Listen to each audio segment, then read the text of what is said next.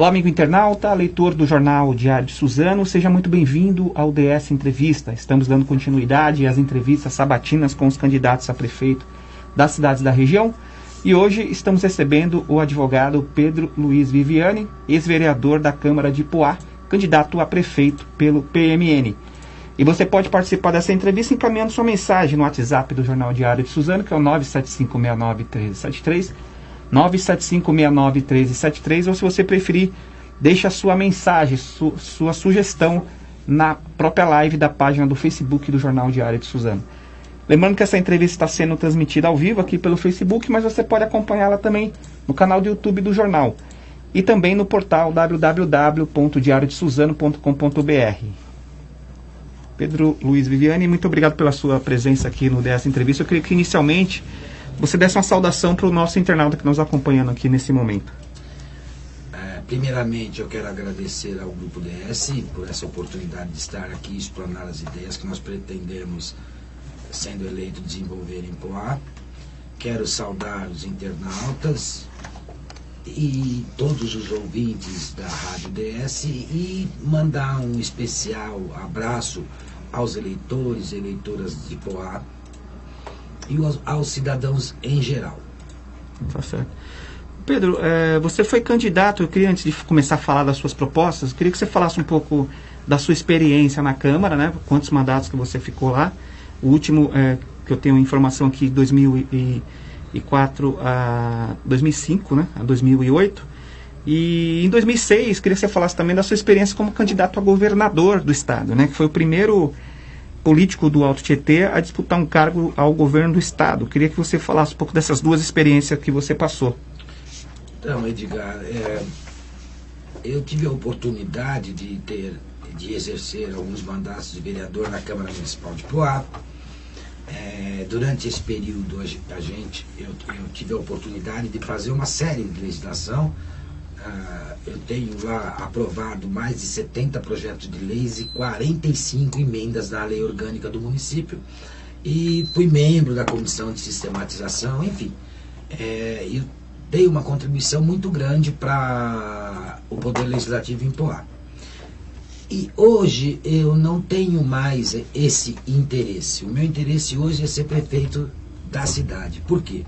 Porque, acredito, eu tenho formação em administração de empresas, sou professor de economia, finanças públicas e orçamento público, sou advogado, né, e tenho também a formação de administração, ou seja, sou administrador também.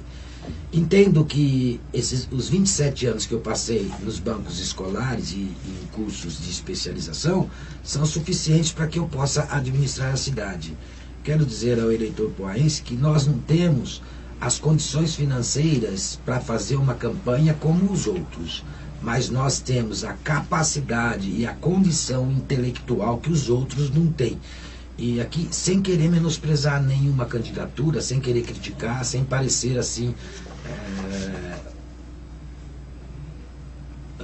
sem parecer arrogante, prepotente, enfim, com a maior humildade possível, nós queremos transmitir ao eleitor que nós temos realmente condições de administrar. A minha experiência, quando pelos idos de 2006, eu fui candidato realmente ao governo do estado de São Paulo. A nossa campanha naquela ocasião era uma campanha institucional.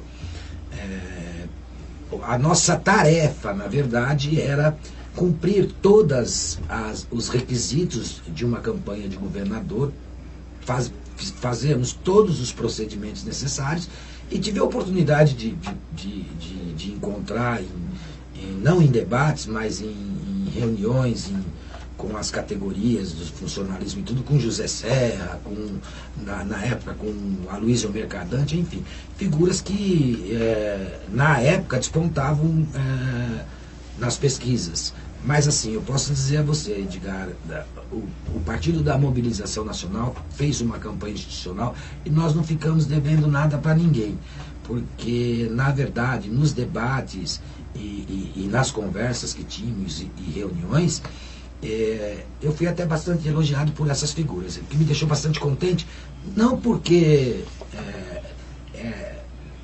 por vaidade pessoal, mas porque eu consegui representar bem o meu partido. Você está 30 anos no PMN, né? 30 anos, mais ou menos. Eu milito no PMN há mais de 30 anos. Uhum. Eu estou quase da fundação até hoje. Inclusive, também por isso, eu deixei de ser vereador em Poá, porque nós tínhamos dificuldade para compor uma chapa. E você está no Diretório Nacional também? Também, sou membro do Diretório Nacional, sou membro do Instituto de Estudo Político Juscelino Kubitschek, sou membro da Comissão de Ética, enfim, eu tenho uma participação muito grande no partido. Mas assim, sempre com o intuito de contribuir. Isso não aumenta nem diminui a minha capacidade política. Pelo contrário, acrescenta a minha experiência política. Agora, essa eleição você acha que é uma forma também de fortalecer o partido, uma vez que na região aqui do Alto Tietê não tem nenhum representante, né? Então, o que acontece, né? Nós tivemos algumas dificuldades no partido porque ocorreram 2 cisões, né? Uma cisão ocorreu por volta do ano de 2000 e outra em 2012 e 2013. E recentemente nós tivemos a infelicidade de perder a presidente nacional do partido, 1 ou 2 anos depois, e perdemos também o presidente Oscar Noronha, que tinha sido deputado, enfim, e a companheira Leda. Nós perdemos na estrutura do partido 3 pessoas que realmente importavam, porque tinham uma articulação política muito forte. Agora, nós também temos hoje na presidência do partido um companheiro à altura, o companheiro Carlos Massarolo é uma pessoa extremamente capaz. Na verdade, o PMN ele reúne pequenas lideranças do ponto de vista eleitoral, mas assim, lideranças que representam intelectualmente a doutrina, na verdade, dos partidos políticos. Uhum. E se fosse em qualquer outro partido político, nós não teríamos esse espaço para estar fazendo a divulgação política.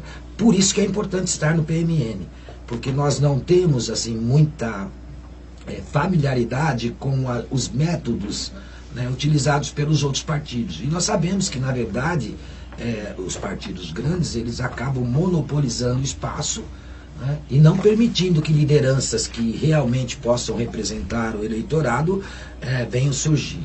Geralmente, eles estão sempre ligados e, às vezes, utilizam até próprios familiares.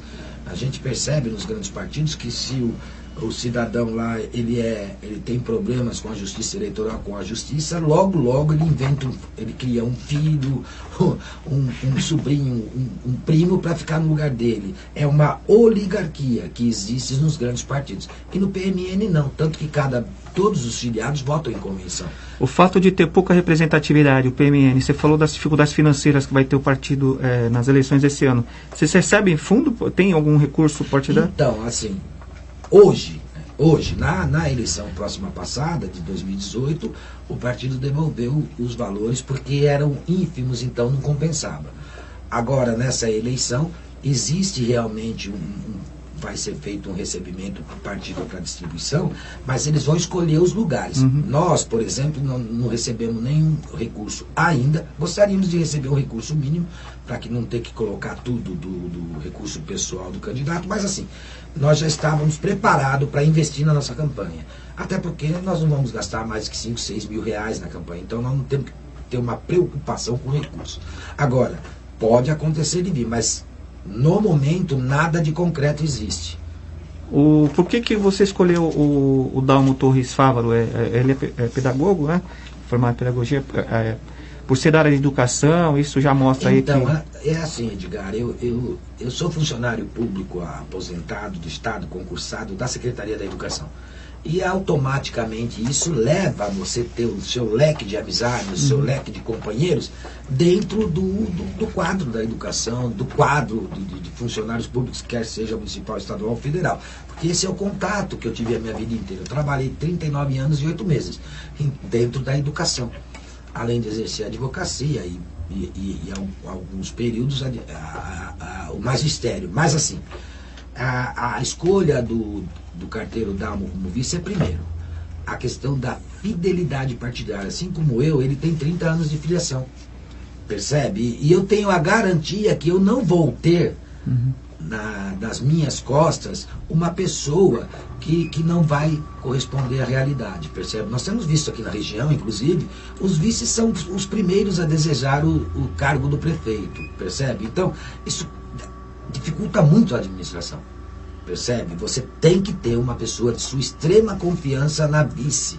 até porque na vacância do cargo tem que ser dado continuidade no plano de governo que os dois elaboraram, percebe? E o Dalma é uma pessoa bastante culta, bastante experiente, e você vê, ele é agente de Correios, mas ele tem formação, ele é pedagogo, ele é professor e ele é especialista em educação familiar, percebe? Que é o que nós vamos usar na Secretaria da Educação, percebe? Nós vamos, na Secretaria da Educação, nós vamos identificar o problema de ausência de aprendizado do aluno, e aí nós vamos verificar se é um problema médico, nós vamos encaminhar. Se for um problema alimentar, nós também vamos cuidar disso. Por quê? Na minha experiência na educação, eu vejo o seguinte, inclusive a gente nota isso, né? Existem crianças que não conseguem acompanhar o ritmo. Por isso, nós vamos criar um centro para colocar essas crianças que têm mais dificuldade no mesmo nível da sala. Percebe? Porque depois ela vai bem. O que nós precisamos introduzir muito bem é a alfabetização do aluno. Porque todos nós sabemos disso. Quando você tem gosto pelo estudo, você não tem dificuldade. Percebe? E às vezes a criança não tem a aptidão para aprender determinadas matérias e ela acaba se desanimando. Então você precisa recuperar essa autoestima para que ele passe a entender que ele também é capaz, que a partir daí ele vai como todos os outros, percebe? E eu vejo isso como a grande falha na educação, tanto nos municípios da região, como no estado de São Paulo. Bom, eu vou começar a falar de propostas, mas antes disso, eu queria perguntar para você, que é a sua área, né, economia e finanças.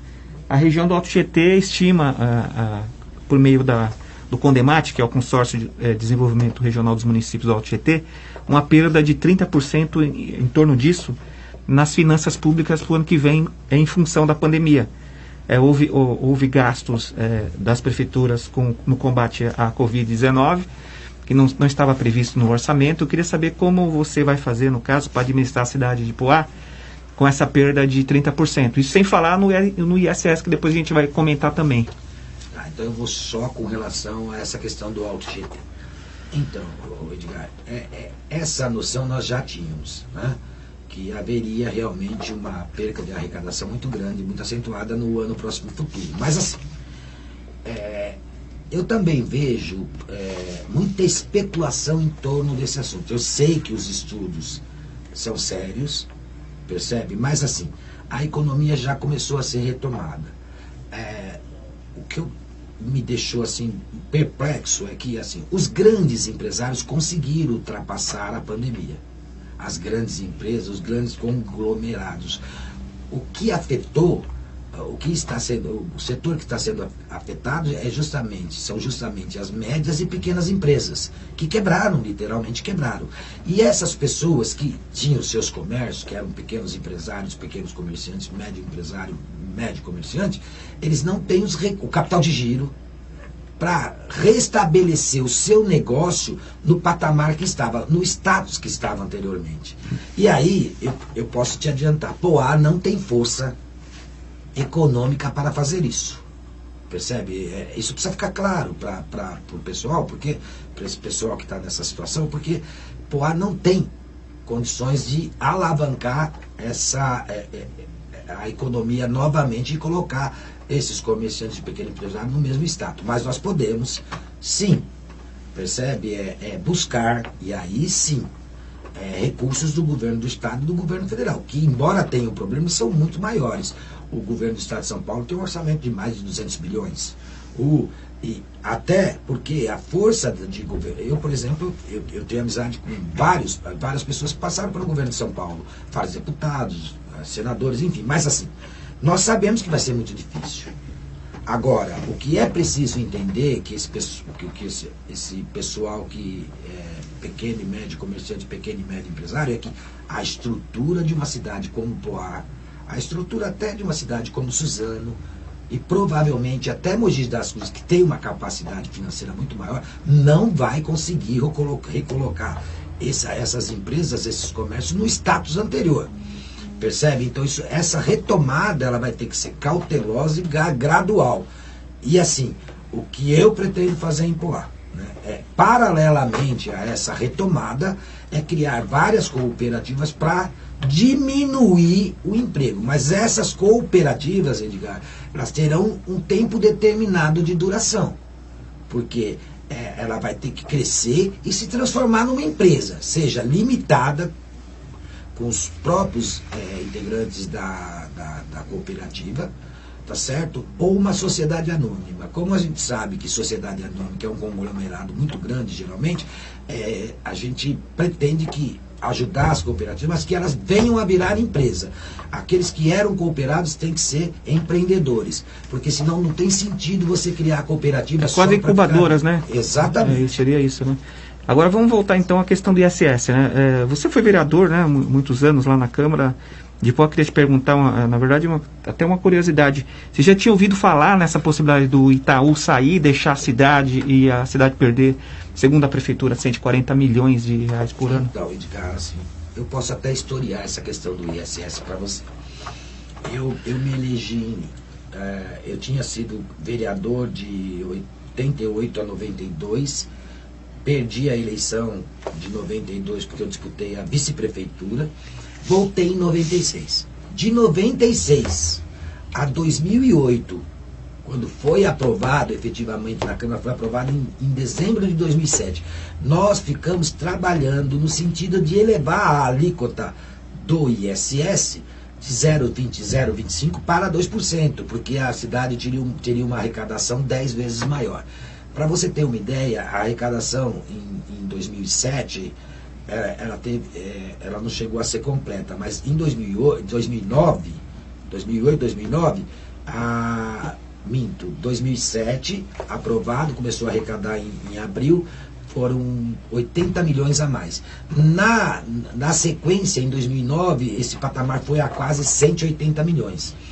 Para você ter uma ideia da diferença, o orçamento de 2007 foi em torno de 120, 128 milhões, não chegou a 130.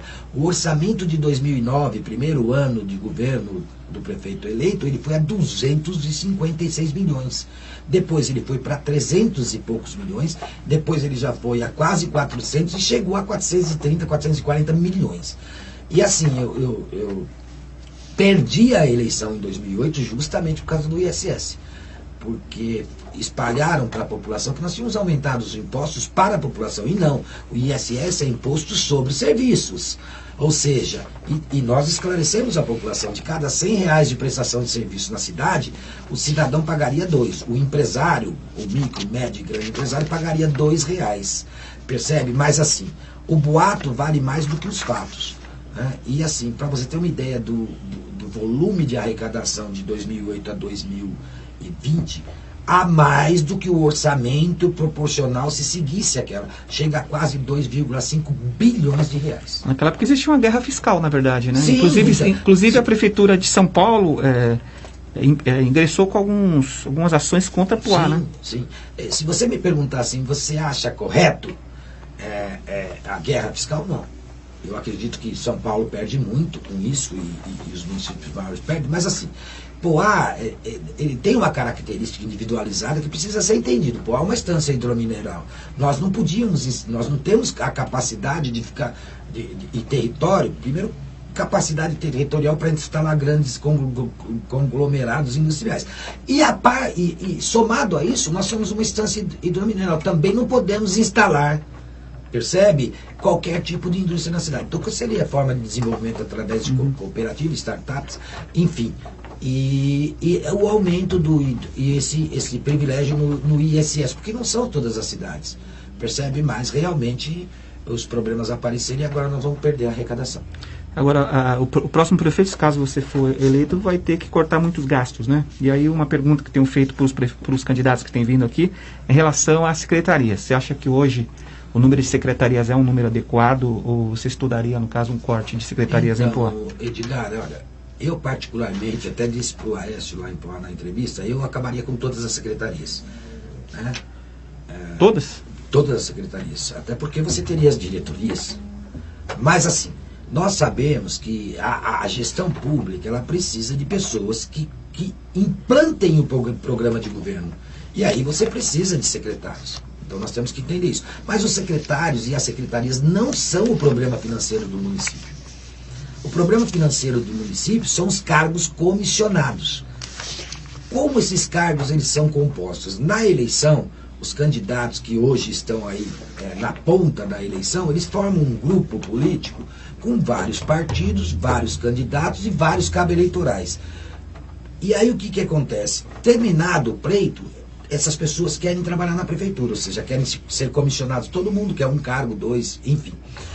O que acontece? Só para você ter uma ideia do absurdo, e o eleitor Poais ter uma ideia do absurdo, e onde foi consumido os 2,5 bilhões da cidade. De 2009 a 2015, 16, nós tivemos 626 comissionados na prefeitura.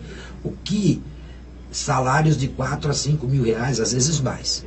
Então, essas pessoas consumiram o orçamento da prefeitura e muitos deles não têm qualificação para o trabalho que desenvolvia. Na verdade, eles entram como assessores para serem motoristas, há um desvio de função. Outros entram como assessores para funcionar como office boy, percebe? Então, assim, mas isso acaba sendo necessário para essas grandes campanhas que estão aí, que todo mundo está vendo, porque se o cidadão trabalhou, ele reivindica, e o prefeito acaba cedendo para ele ou para o vereador. Anterior a 2009, o número de comissionados era muito pequeno, percebe? Quando o orçamento aumentou, foi a 626, depois 400 e pouco, e hoje são 150. Eu posso dizer para você que de 150 que tem hoje, 50 trabalham. E esses que trabalham já eram funcionários que ocupam o cargo comissionado como prolabore, como um pagamento de uma diferença de salário, mas ele é funcionário efetivo da prefeitura. Então, eu acredito que aí, em torno de 10% da folha do município seria economizada a ano. A folha está em torno de 210 milhões, seria em torno de... ela já baixaria para 190 agora. Ainda é pouco, mas já são 20 milhões que a cidade estaria economizando. E um dado muito sério que precisa ser repassado por eleitor poaense é que Poá tem uma previsão orçamentária de 303 a 310 milhões a arrecadação para 2021. Evidentemente é preciso fazer a média proporcional, descontar essas questões, por exemplo, de queda de arrecadação pela Covid-19, a queda de arrecadação por conta da saída do Itaú da cidade, mas ao mesmo tempo é preciso fazer um recálculo. Agora, você veja, 210 milhões é a folha hoje. Se o orçamento vai ser de 300 a 310 milhões, e você, 25% com educação são 25 milhões, 18% de saúde, 18 milhões. Quer dizer, o próximo prefeito não terá recursos para investimento. Qual seria a solução? Fazer a imediata recuperação e adequação dos prédios públicos. Porque é muito interessante isso, que as pessoas, às vezes o eleitor não percebe, é que recentemente construíram a escola Estância. É um prédio assim maravilhoso. Percebe? Se você pegar a EMEI Márcio Gomes, no centro da cidade, a conservação daquele prédio é maravilhosa. Mas vai dar uma olhada no bairro, na escola que está lá no bairro, na EMEI, na IMEF, na creche que está no bairro. Você percebe? Então, a gente percebe que se você conseguir adequar e melhorar as condições dos prédios nos bairros, você vai conseguir fornecer um bom serviço sem custo. Porque qualquer reforminha aí que a prefeitura faz é 150, 200 mil reais. Eles vão lá e trocam tudo. Nós não, nós vamos recuperar tudo. Nós vamos fazer o mínimo de investimento possível com a máxima satisfação dos serviços prestados por quem for lá fazer os serviços. Eu acredito que aí já dá para economizar mais uns 20 milhões, provavelmente. Eu queria falar um pouco então sobre saúde, né? Mas antes disso eu queria ver sua opinião sobre o Hospital Guido Guida, né? Então, a prefeitura chegou a reconhecer uma certa dificuldade em manter o hospital, né? Cogitou-se aí alguns anos anteriores, de passar o hospital para o Estado ou para iniciativa privada. Queria a sua opinião sobre o hospital, o que você pode fazer lá, então, caso eleito. Edgar, essa é a nossa maior preocupação em Poá, é realmente a saúde. Né? A primeira coisa que a classe política precisa fazer em Poá é tomar vergonha na cara e admitir que Poá jamais teve um hospital, porque todos falam que o hospital Guido, o hospital anteriormente a maternidade, que lá já chegou a funcionar como maternidade, mas aquele prédio, na verdade, ele não tem estrutura para o hospital. Percebe? Não tem estrutura, não tem capacidade de operar como um hospital. Percebe? Então, o que nós queremos fazer lá? E estamos falando constantemente sobre isso. Primeiro, admitir que nós nunca tivemos um hospital. O eleitor poaense, o cidadão, e principalmente a classe política, precisa criar vergonha na cara e admitir que nós nunca tivemos hospital. Nessa situação, aquele prédio pode abrigar uma maternidade, porque ele inicialmente foi construído para ser uma maternidade. Ou seja, onde hoje funciona o SEMI, percebe? Fizeram uma fachada e no que era maternidade, que era para ser maternidade, virou SEMI. Centro de Especialidade Médica. Nós vamos instalar lá. E aí nós vamos buscar no governo federal e no governo estadual uma UTI neonatal e uma UTI para gestantes em estado grave. Percebe? Aí o que nós vamos fazer com a parte inferior? Vamos transformar num pronto-socorro. E vamos também buscar recursos. Nós queremos uma UTI. E nós não queremos a UTI, nós queremos para dar sobrevida às pessoas que chegam lá em estado grave. O cidadão chega lá com um infarto do miocárdio, morre. O cidadão chega lá com um acidente vascular cerebral, morre. Você entendeu? Ele chega lá com um acidente, morre. E essa tem sido a rotina do Guido, justamente por não ter estrutura. Então o que nós queremos? Nós queremos que se construa lá se adapte lá para ser um pronto-socorro de média complexidade para nós ganharmos tempo para encaminhamento do paciente. E eu quero citar aqui, teve vereador que morreu lá por falta de estrutura. Quando foi encaminhado já era tarde. Nós precisamos chegar, diagnosticar, colocar o cidadão na UTI, percebe? E já tentar arrumar a referência à vaga para ele, mas nós temos que dar sobrevida a ele. Isso nós não temos esse elo de ligação. Então se a pessoa vai lá, se o cidadão vai lá e tem um resfriado, beleza, é atendido, é resolvido o problema. Se ele tem um outro problema simples de saúde, é resolvido. Mas nós não podemos contar com isso. Se é um hospital, ele tem que ter no mínimo um atendimento. Uma coisa mais séria teria que encaminhar. Mas isso é culpa da classe política, que insiste, entendeu? Em divulgar que Poá tem hospital. E isso tem complicado a vida da cidade, porque como você vai fazer uma reivindicação para o governo estadual ou governo federal para a construção de um hospital na cidade, se você noticia que você tem um hospital municipal? E assim, com relação ao hospital, e nós não pretendemos ficar sem hospital, nós vamos reivindicar no início do governo, nós já estamos articulando essa questão de reivindicar junto ao governo estadual e ao governo federal ou ao governo federal e estadual a construção de um verdadeiro hospital em Poá. E queremos que eles assumam um compromisso de fazer isso vinculado a uma universidade, ou a USP ou a Unifesp, porque nós sabemos que o município não terá condições de manter um hospital de grande porte. Agora, é necessário que tenha. E isso quem pode fazer é o governo federal ou o governo estadual. Isso já está no nosso plano de governo, nós já indicamos até a área, percebe, onde nós pretendemos desapropriar, porque nós sabemos que isso é possível. E assim, Edgar... Você pode falar onde seria essa... Seria na região do Jardim Emília Pinheiro. E assim, Edgar, nós temos a coragem de pedir essa obra, mas não vai sair no nosso governo. Teria que ser feita uma parceria com o Estado, né? Por causa dos recursos também. Exatamente, uma parceria com o Estado ou o governo federal, uma parceria do município, Estado e governo federal. E vou te dizer mais, o tempo que vai levar para que essa obra fique pronta, já não estará mais no governo do Pedro Viviani. Outro colocará a placa de inauguração, mas isso precisa ser feito. Percebe? Todas as cidades do Alto Tietê praticamente têm hospital, e por falta de um tem 2, 3. E Poá tá caminhando, para você ter uma ideia, é tão engraçada essa história em Poá, que quando a cidade foi emancipada, foi colocada a pedra fundamental naquele local para a construção do hospital. 70 anos. Em relação aos exames, né, como que você pretende fazer para diminuir o tempo de marcação de consultas e atendimento? Então, essa questão nós queremos informatizar. nós queremos criar um prontuário eletrônico. Percebe? Mas esse prontuário eletrônico será criado em cima do número do cidadão no Sistema Único de Saúde.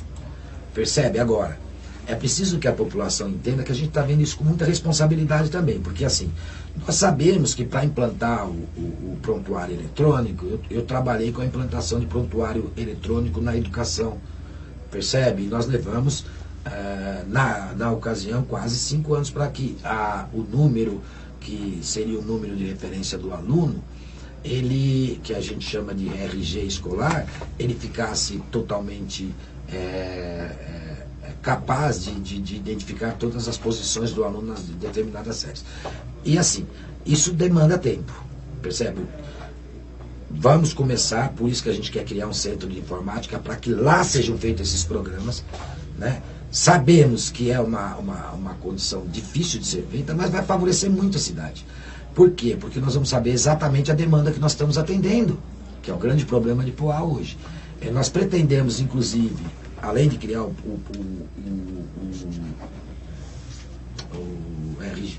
a identificação eletrônica na saúde do paciente com o próprio cartão do SUS, nós pretendemos utilizar o prédio da Câmara, porque como nós vamos tirar o SEMI e vai virar uma maternidade, nós queremos o prédio da Câmara, que os vereadores entreguem para a administração, para que lá nós venhamos a funcionar o SEMI, que é o Centro de Especialidade, o CEL, que é o Centro Odontológico, o CHEM, que é o Centro de Hemodiálise, que nós não temos, os pacientes vêm aqui para Suzano, percebe? E uma farmácia municipal, que dali vão sair os medicamentos, inclusive para o pronto-socorro, para ter um controle maior das medicações de alto custo. A minha próxima pergunta seria sobre os medicamentos, né? Seria, então, você vai construir uma farmácia municipal e em relação aos postos, como que seria o abastecimento desses remédios? Na verdade, nós não vamos construir, nós vamos criar, né, a farmácia municipal, vai funcionar, se foi permitido, nas próprias instalações da Câmara, mas não são porque não é um confronto com os vereadores. Na verdade, o que a gente pensa naquele prédio, porque aquele prédio é central, bem localizado. E ali tem espaço para você instalar. Você fala o da Praça da Bíblia? Da Praça da Bíblia. Entendeu? E nós temos outros espaços. Nós temos, você conhece o prédio antigo da Câmara ali, abriga 17 vereadores, perfeitamente, já haviam 17 vereadores. Nós temos a Praça dos Eventos, que é um prédio totalmente ocioso, percebe? E temos outros locais. E a Câmara teria mais facilidade também para construir um novo prédio, percebe? Então, assim, é uma questão de conversação, mas nós estamos determinados. Se eu for o prefeito de Poá, nós vamos resistir nessa proposta para que os vereadores também contribuam com a questão da saúde. O que nós queremos fazer lá, com relação a remédios? Lá vai ser a farmácia central do município, que tem bastante espaço para estocar medicamentos, principalmente medicamentos de alto custo. Dali vão sair os medicamentos para os postos de saúde, para os PCFs e para o pronto-socorro, hospital e maternidade, percebe? É um local central de 17 km², é facinho de atingir. Vão sair dali. Agora, nos postos haverá também um estoque mínimo, percebe? Os postos terão todas as medicações que são fornecidas, mas o estoque central ficará no centro da cidade. Para quê? Para evitar o vencimento do remédio. Porque ali vai haver um controle melhor.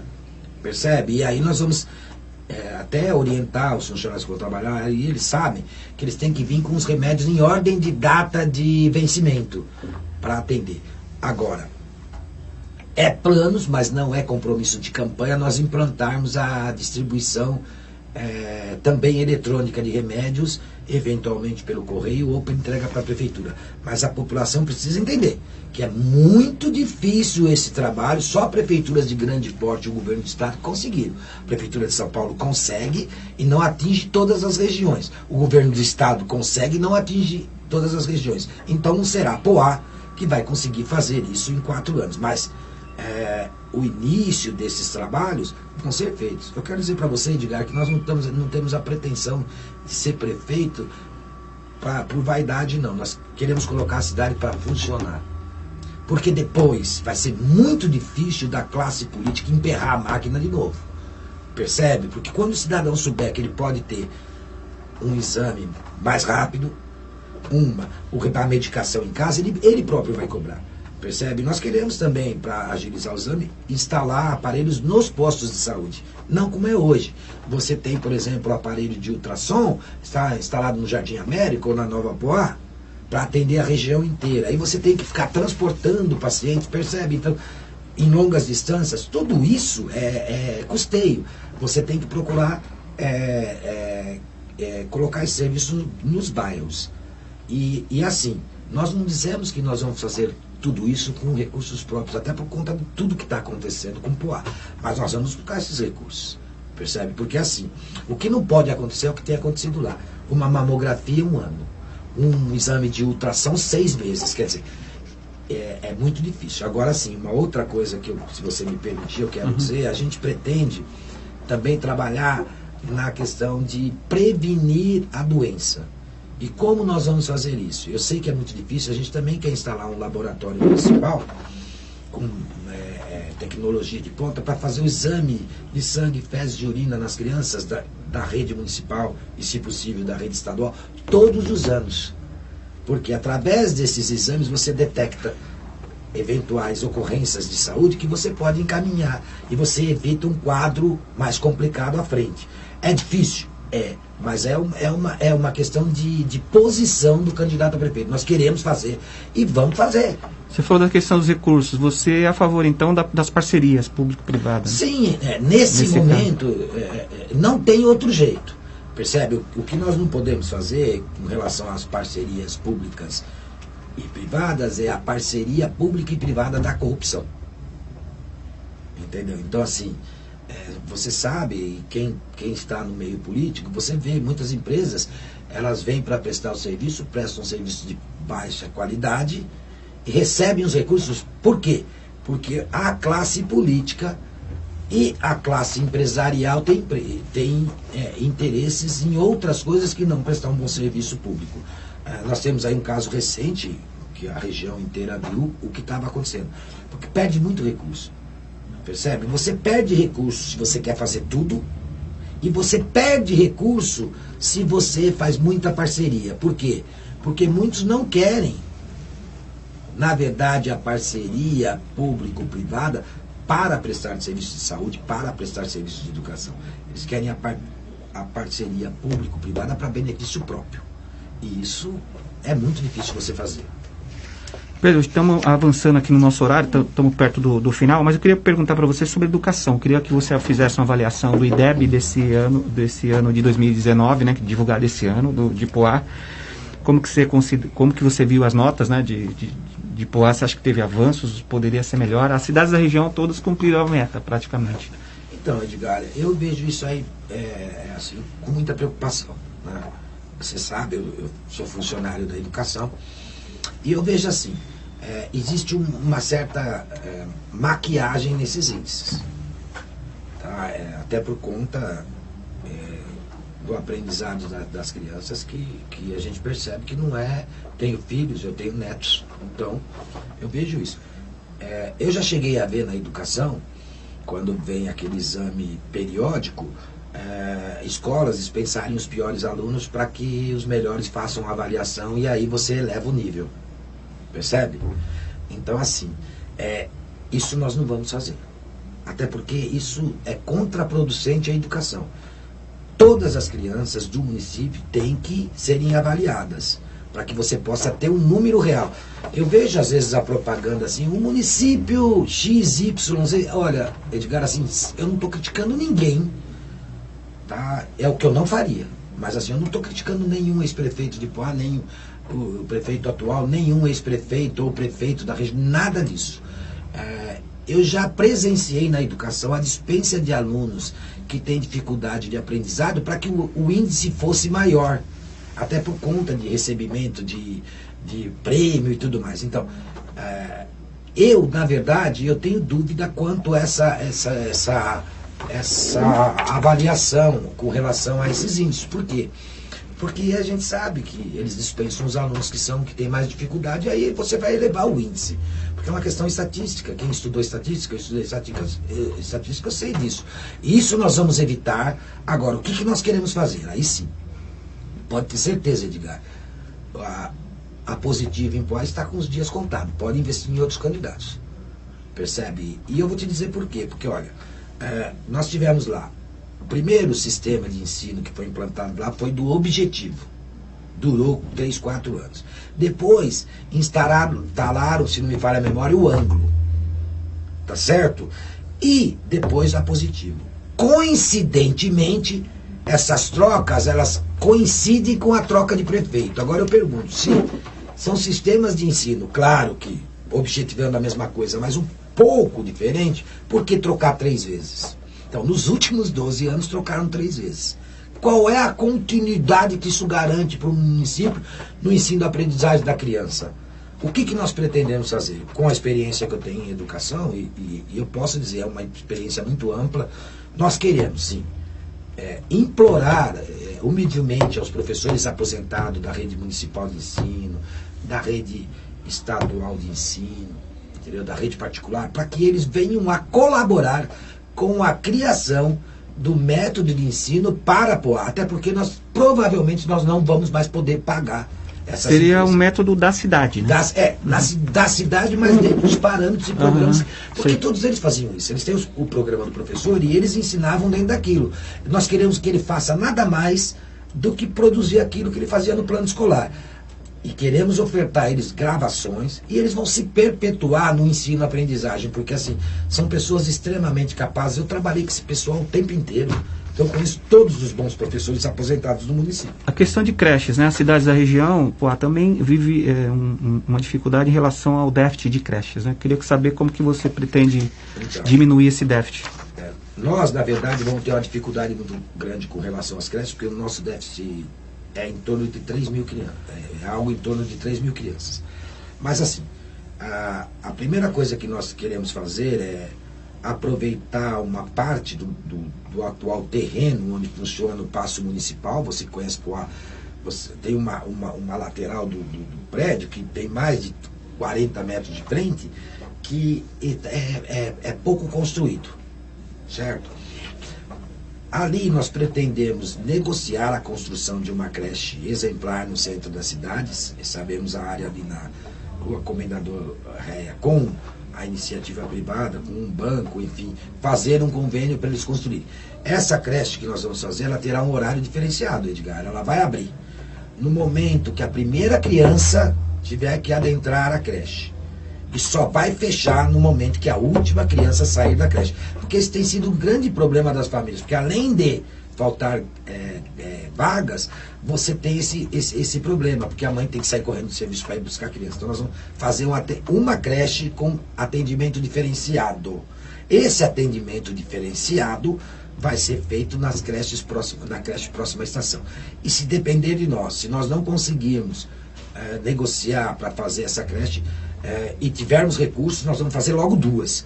Uma no atual prédio, mas assim, na sobra de terreno, que tem muito terreno perdido, e uma na Comendador José Réia, que ficam a 200 metros da estação, para atender principalmente as mães e os pais que não podem deixar a criança pegar no horário que a prefeitura abre e fecha a creche, e sim com um horário diferenciado. Mas não serão muitas, serão 2.